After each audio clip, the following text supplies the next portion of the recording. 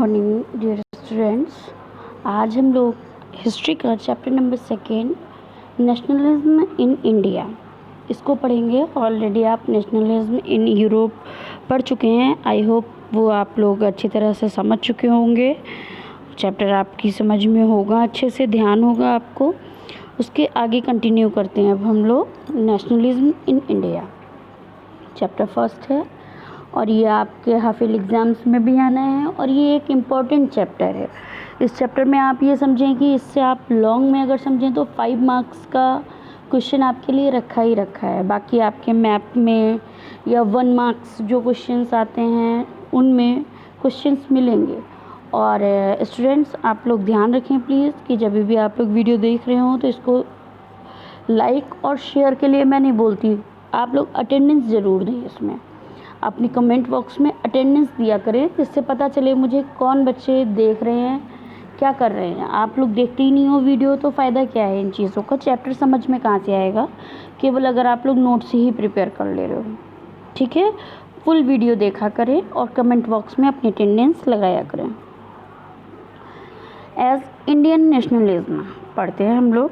Modern nationalism in Europe came up with the idea of common identity based on culture, language and history. जो modern nationalism हुआ था Europe में वो कैसे आया, कौन कौन से आइडिया उसमें आए नए की आइडेंटिटी काहे की आई, कल्चर की, लैंग्वेज और history.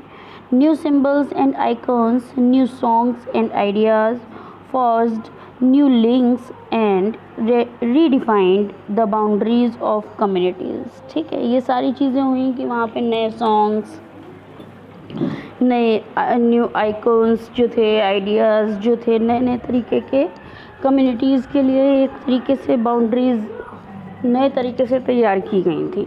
In India as in Vietnam and many other colonies the growth of modern nationalism is connected to anti-colonial movement. People started discovering their unity in the process of their struggle with colonialism. India में, Vietnam में क्या हुआ और बहुत सी और colonies में क्या चल रहा था कि ग्रोथ हो रहा था काहे का, मॉडर्न नेशनलिज्म का, कि नेशनलिज्म वहाँ पर आया। क्या लोग क्या सोच रहे थे कि अब देश में भी जो ब्रिटिश रूलर्स थे वो अपने रूल नए नए तरीके से चलाते थे। तो जो इंडियंस लोग थे, जो इंडिया में जो भी कम्युनिटीज़ थी वो क्या सोच रही थी कि अब हमें यूनाइट हो जाना चाहिए। यूनाइट रह कर के और किसी भी चीज़ से तब लड़ना चाहिए जब हम में एकता होगी, तभी हम लड़ पाएंगे, वरना हम इन लोगों से नहीं जीत पाएंगे। ठीक है, तो इंडियंस क्या देख रहे थे, यूनिटी चाह रहे थे। क्या हुआ, the sense of being oppressed under colonialism provided a shared bond that tied many different groups together. बहुत से ग्रुप्स बन गए। The Congress under Mahatma Gandhi tried to forge these groups together with in one movement. और Congress ने क्या कोशिश की, महात्मा गांधी जी ने, उनकी कोशिश ये थी कि जो डिफरेंट ग्रुप्स बने हैं वो क्या हों, वो सारे एक में मिल कर के काम करें, टुगेदर आकर के वो सब एक दूसरे के साथ मिल कर के और एक नया मूवमेंट करें। But the unity did not emerge without conflict. लेकिन जो यूनिटी जो थी वो कोई भी बन नहीं सकती थी बिना संघर्ष के, सब एक साथ नहीं हो सकते थे। ठीक है, फिर क्या हुआ, वर्ल्ड वार फर्स्ट आया और इसके इम्पैक्ट्स क्या हुए, इसके क्या असर हुआ। There were the war created a new economic and political situation. जब विश्व युद्ध प्रथम हुआ तब क्या हो रहा था, उसने क्या क्रिएट किया, इकोनॉमिक और पॉलिटिकल सिचुएशन नई तरीके से तैयार की। भाई कहीं भी युद्ध होता है, कुछ होता है तो क्या होता है कि हमारी इकोनॉमिक कंडीशन पे फ़र्क पड़ता है उसका बहुत ज़्यादा, कि हम लोन्स लेंगे, जो भी पैसा होगा हमारे पास हम युद्ध में खर्च करेंगे, काम नहीं चल पाएगा, हमारी कॉलोनीज़ नहीं चलें, फैक्ट्रीज़ नहीं चलेंगी, हमारे लेबर्स काम नहीं कर पाएंगे, हमारी खेती अच्छे से नहीं हो पाएगी क्यों, लोग उसमें लगे होंगे। It led to a huge increase in defence expenditure which was financed by war loans and increasing taxes. देखो क्या हुआ, इसने क्या किया, एक नया खर्चा, नया बहुत तरीके का क्या हो गया, खर्चे बढ़ गए। तो वो कैसे हो रहे थे दूर, कैसे कि लोन्स लिए गए थे, वार के लिए लोन लिया गया युद्ध के लिए, और टैक्सेस बढ़ाए गए। क्या उनसे, क्या custom duties were raised and income tax increased. Introduced, custom duties बढ़ाई गई, इनकम टैक्स लगाया गया लोगों पे। भाई जो देश के लोग हैं उन्हीं से पैसा वसूला जा रहा था, उन्हीं पे टैक्स लगाए जा रहे थे, तो ये सब बहुत कंडीशन क्रिटिकल होने वाली थी। Through the war years prices increased, doubling between 1913 and 1918, leading to extreme hardship for the common people. क्या हुआ युद्ध के दौरान, क्या हुआ कि इंक्रीज जो थी, रेट जो थे, प्राइजेस जो थे वो बढ़ते चले गए। अब भाई जब टैक्सेस लगाए जा रहे हैं जिन पे, तो वो जो उपज करेंगे या वो जो काम करेंगे उस पर वो लोग रेट बढ़ाएंगे, और फिर जब रेट बढ़ेगा लोगों के पास पैसा नहीं होगा तो वो कैसे खरीदेंगे। तो ये सब बहुत दिक्कतें बढ़ती चली जाती कॉमन पीपल के लिए। जैसे आप अपनी सिचुएशन समझ के देख लें, मान लीजिए देश में कोई आपदा आती है, कोई भी स्थिति, विकट परिस्थितियों का सामना करना पड़ता है, तो रेट इंक्रीज़ होते हैं, कॉमन पीपल को ज़्यादा हार्डशिप फेस करनी पड़ती है। क्यों? क्योंकि उनको वो रेट बढ़ा, उनके पास भी पैसे की कमी है, शॉर्टेज उनके पास भी है, और जो रेट प्राइजेस बढ़े हुए हैं उनको ख़रीदना पड़ता है, तो वो पैसा जाता भी ज़्यादा, आता कम है और जाता ज़्यादा है। तो ये चीज़ें कॉमन पीपल के लिए बहुत ज़्यादा दिक्कत देने वाली हो गई थी। The forced recruitment in rural areas caused wide spread anger. जो फोर्स थी उसने क्या किया, फोर्स्ड रिक्रूटमेंट रूरल एरियाज़ में क्या हो गया, बुरी तरीके से गुस्सा फैल रहा था इन सब बातों से कि ये कंडीशंस हो रही हैं, जो फोर्स जो भी काम कर रही है, जो ब्रिटिशर्स थे उनके तरीक़ों से क्या हो रहा था, पूरे सब्जेक्ट हैं गुस्सा ही गुस्सा फैल रहा था। Then in 1918 and 1920 to 21 crops failed in many parts of India, resulting in acute shortage of food। क्या हो गया कि कई जगह भाई लोग, जैसे ये होता था कि गांव-गांव से लोग मिलिट्री में शामिल किए जा रहे थे, सेना में भर्ती किए जाते हैं कि ज़बरदस्ती लोग नहीं होना चाह रहे थे, और जब लोग सेना में युद्ध के लिए जा रहे थे तो वो अपनी फसल नहीं कर पा रहे थे, खेती नहीं कर पा रहे थे। जब खेती नहीं हो पा रही थी तो क्या हो रहा था, फूड की शॉर्टेज हो रही थी। फिर क्या हो गया, फूड की शॉर्टेज होने लगी। This was accompanied by an influenza epidemic. क्या हो गया कि इससे एक इन्फ्लुएंजा फैला, एपिडेमिक एक आ गया। According to the census of 1921, 12 and 13 million people perished as a result of famine and epidemic. और 1921 का सेंसस ये बताता है, क्या उसकी जनगणना के अनुसार कि 12 से 13 मिलियन पीपल जो थे वो इससे इफ़ेक्ट हुए थे, एपिडेमिक से, जो महामारी आई थी, सूखा पड़ा था वहाँ पे 1921 में देश में सूखा पड़ गया।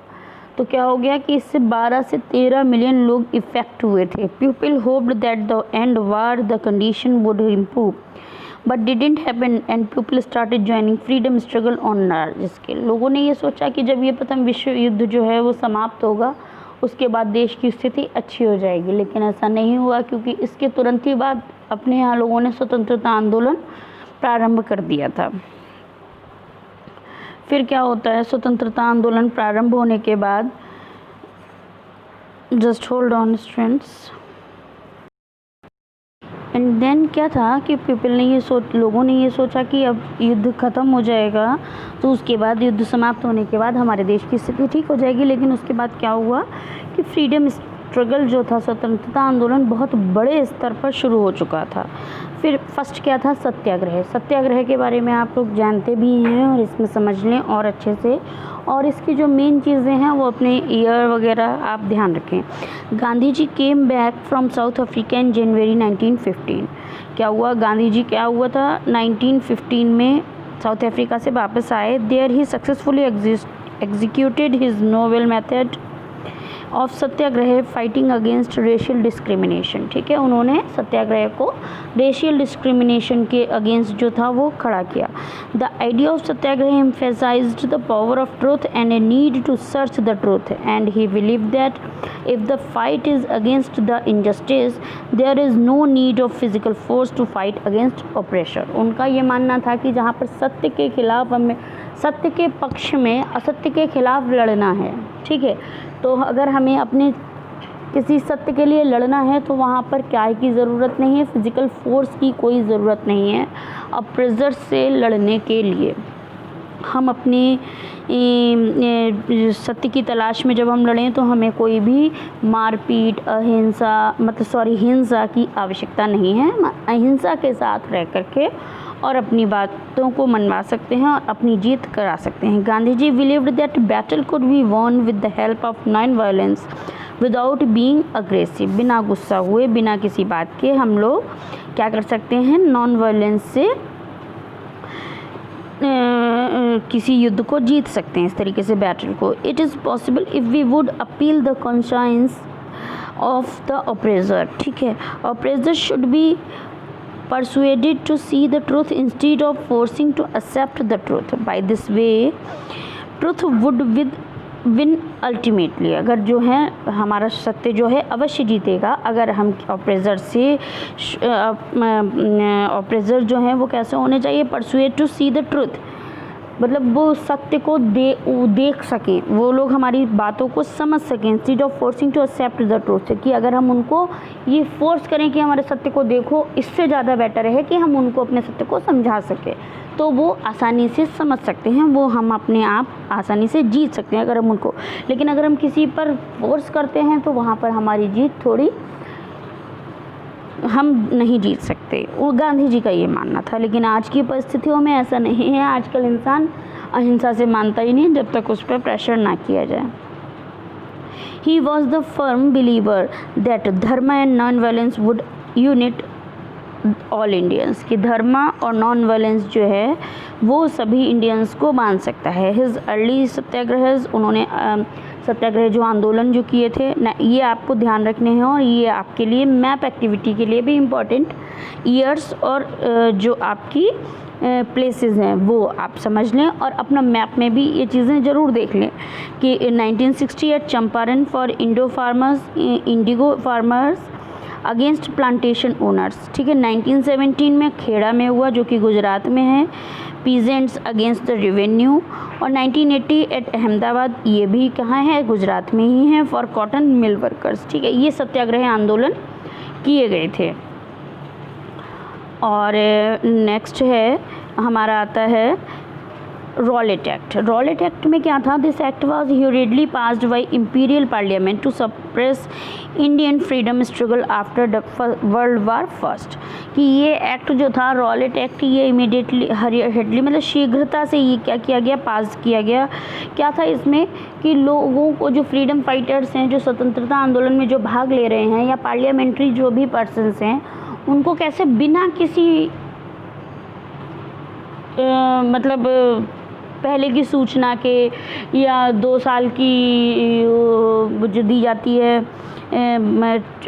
या जमानत के, किसी भी उसके उनको जेल में डाला जा सकता था। तो ये एक रॉलेट एक्ट, ये एक गलत तरीका था जिसके अगेंस्ट लोग आए थे। It gave enormous powers to British administrator to repress political movement by allowing detention of political prisoners for 2 years without trial। कि बिना किसी ट्रायल के, वो 2 साल के बिना किसी ट्रायल के उनको क्या है, ये जो एक्ट था इसने इनॉर्मस क्या मतलब बहुत बड़ी मात्रा में पावर्स दिए किनको, ब्रिटिश रूलर्स को, ब्रिटिश एडमिनिस्ट्रेटर्स को, कि पॉलिटिकल मूवमेंट में भाग लेने वाले पॉलिटिकल मूवमेंट्स को हम क्या कर सकते हैं, बिना किसी ट्रायल के 2 साल के लिए रोक सकते हैं, प्रिजन कर सकते हैं।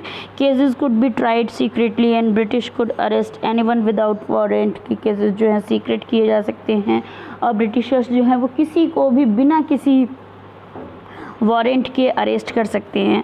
तो ये सब तरीके गलत थे। Gandhi ji called this act as black act and urged everyone to observe hurtle against it on 6 April. On 10 April 1919, rally was conducted in Amritsar and police opened the fire on it. 10 अप्रैल में लोगों ने फिर क्या हुआ कि एक रैली कंडक्ट की गई, लेकिन उसमें क्या हुआ कि पुलिस ने खुले तौर पर क्या कर दिया, फायर किया। फिर उसके बाद 13 अप्रैल में ही क्या होता है, people gathered in Jallianwala Bagh, कि सभी जो जनता थी वो जलियांवाला बाग में एकत्रित हुई थी।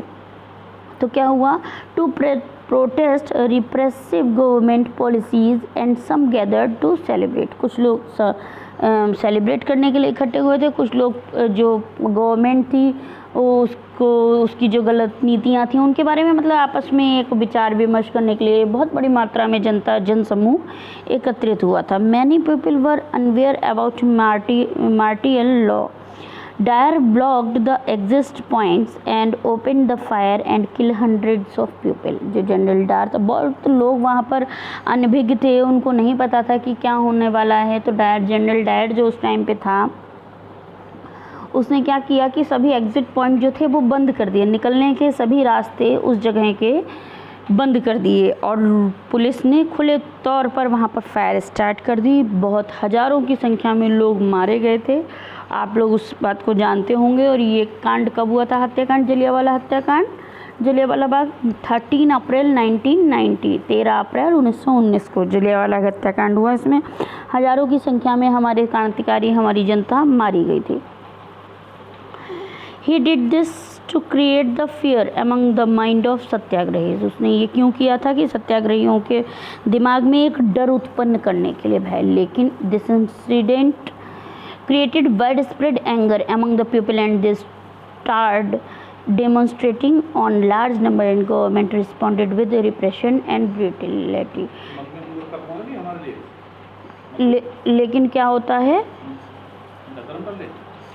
कि ये इंसिडेंट से क्या हुआ, इस घटना से लोगों में बहुत ही बुरी तरीके से गुस्सा फैल गया कि भाई जब हमारे देश के निहत्थे लोगों का, जिनका कोई और बिना किसी निर्दोष लोगों का जिनका कोई दोष नहीं है, सिर्फ एक मीटिंग ली जा रही थी, उसमें जनरल डायर ने हज़ारों की संख्या में लोगों को मार डाला। तो इससे पूरे में बुरी तरीके से एक गुस्सा फैल गई थी पूरे देश में। और क्या हुआ था कि बहुत ज़्यादा गुस्सा इसमें फैली थी और लोग क्रांतिकारी बन के कूद पड़े थे इस युद्ध में, हमारी स्वतंत्रता आंदोलन में बड़ी मात्रा में लोग आ गए थे। और अभी हम लोग इतना ही पढ़ेंगे, नेक्स्ट वीडियो में आप लोग इसके आगे का देखेंगे। चैप्टर बड़ा है, इसकी कई वीडियोज़ आने वाली हैं, लेकिन प्लीज़ आप लोग ध्यान दें कि पूरी वीडियो ध्यान से देखा करें सभी, ठीक है, तभी आपको समझ में आ जाएगा। और कमेंट बॉक्स में अटेंडेंस देना ना भूलें। Good bye.